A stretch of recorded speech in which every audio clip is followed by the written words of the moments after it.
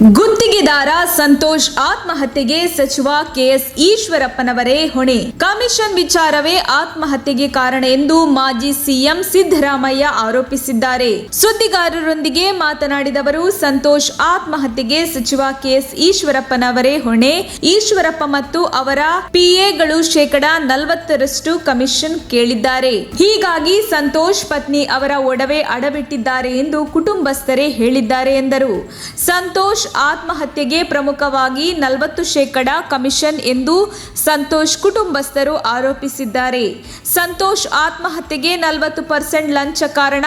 ಸಚಿವ ಕೆಎಸ್ ಈಶ್ವರಪ್ಪ 40% ಲಂಚ ಕೇಳಿದ್ದಾರೆ.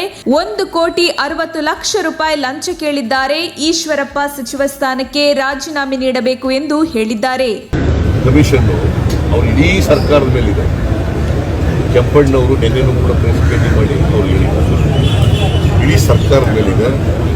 ಅವರು ಕೂಡ ಭಾಗಿಯಿದ್ದಾರೆ ಭ್ರಷ್ಟಾಚಾರದಲ್ಲಿ.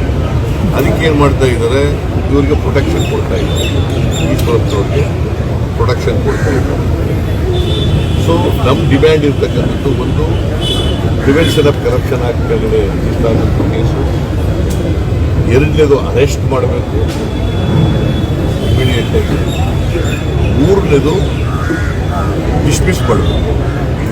ನಾಡಿನ ಸಮಸ್ತ ಜನರಿಗೆ ಸಂವಿಧಾನ ಶಿಲ್ಪಿ ಡಾಕ್ಟರ್ BR ಅಂಬೇಡ್ಕರ್ ಅವರ 131ನೇ ಹುಟ್ಟುಹಬ್ಬದ ಶುಭಾಶಯಗಳು.